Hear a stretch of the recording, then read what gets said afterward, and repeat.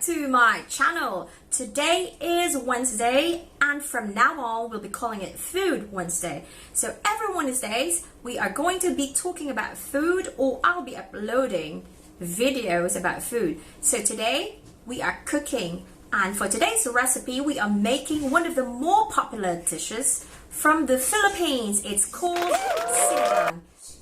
Oh, one more thing before I get all excited.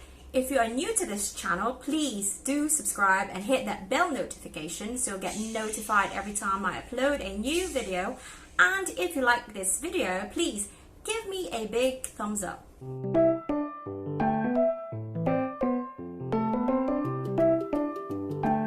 Today we are going to make the healthiest version of Sinigang. It's Tofu Sinigang. I ordered this tofu online from Carrefour supermarket. To get rid of the excess water, I covered it on each side with paper towels and cutting boards. And here are the ingredients for our tofu sinigang recipe. For this recipe, I'll be using one big tomato, half of that big onion, some green beans, green chili pepper, one eggplant, and some bok choy. And of course, for our tamarind based soup, we'll be using KNORR sinigang in miso mix. I'm using miso soup because we're not using any kind of meat, and usually tofu is really good with miso soup. Now that we got rid of the excess water, first let's cut the tofu into strips, and then let's try to cut it into cubes. But it doesn't have to be in perfect cube shape, it can be rectangular too. I remember when I was a lot younger, and that was like 35 years ago, my grandma used to make sinigang from scratch. She wasn't using any of these packets that we use now at home, so she would be using tamarind or guava.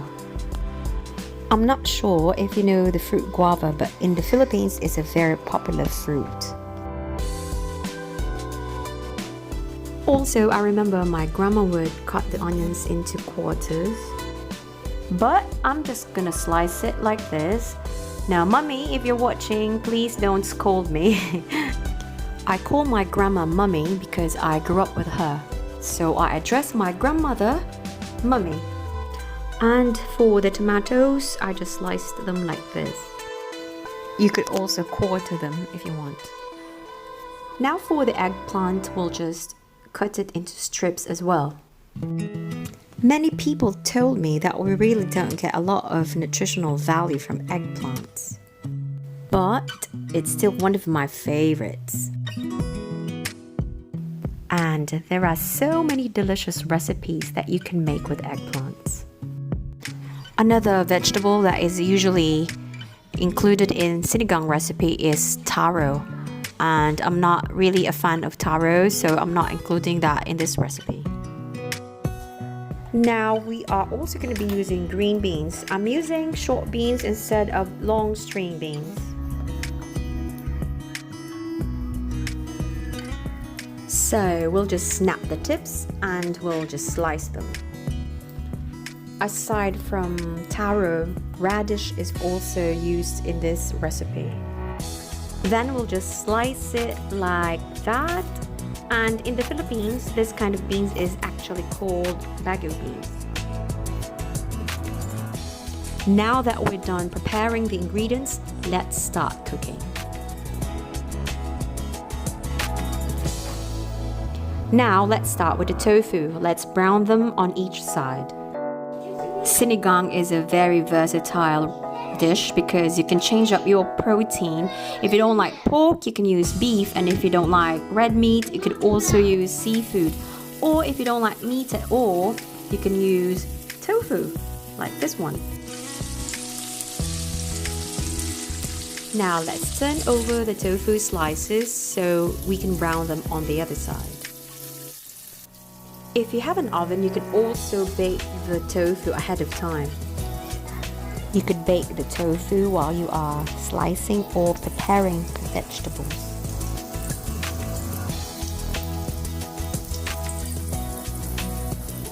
And once they're all browned, we can set them aside. on a plate, and of course we will be preparing for the next step.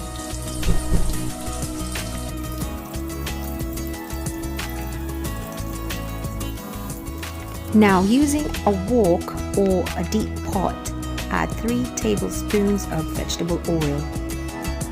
Add the onion,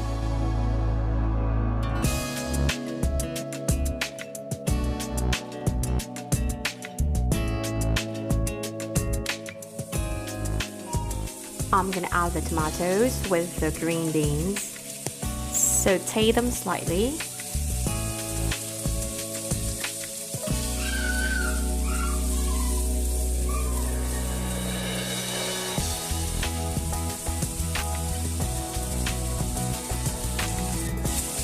Now the eggplant. Saute and mix them well.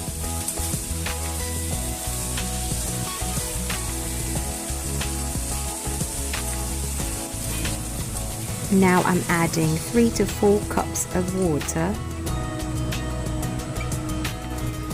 We'll let it boil for 10 to 12 minutes or until we can see that the eggplants and the beans are almost done. And now here is our packet or sachet of Sinigang mix. This one is from the Philippines and it was given to me by a Filipino musician. There's also a procedure at the back of the packet, but it's in Tagalog. Now that the soup is almost boiling, I'm preparing 2 cloves of garlic. And now that it's boiling, I'm gonna toss in those 2 cloves of garlic. And now it's also time to add that Sinigang mix into the soup.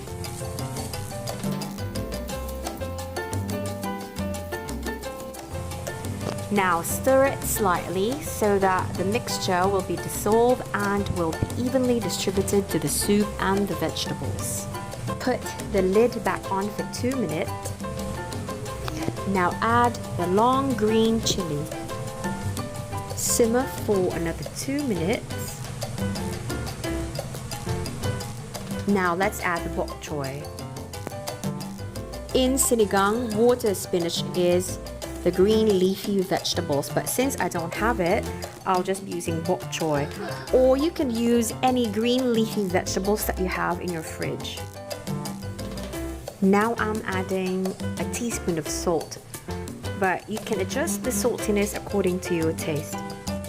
When I make Sinigang, I don't usually make it salty because we also use fish sauce as a side sauce. Now that the bok choy is already half cooked, I think it's time to add our tofu. But let's taste the soup first. And now let's add the tofu.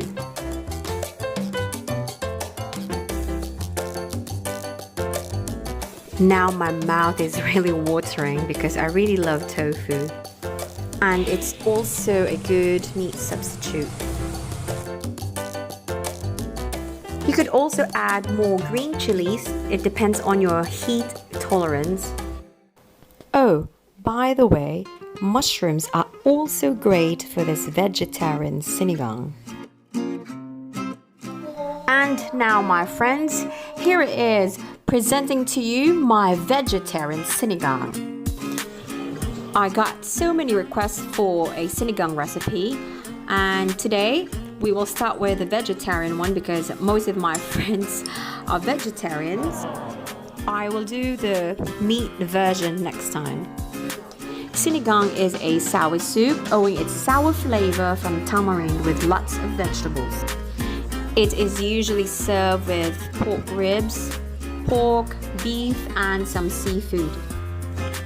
If you like this recipe, please give me a big thumbs up and don't forget to like, subscribe, and hit the bell button.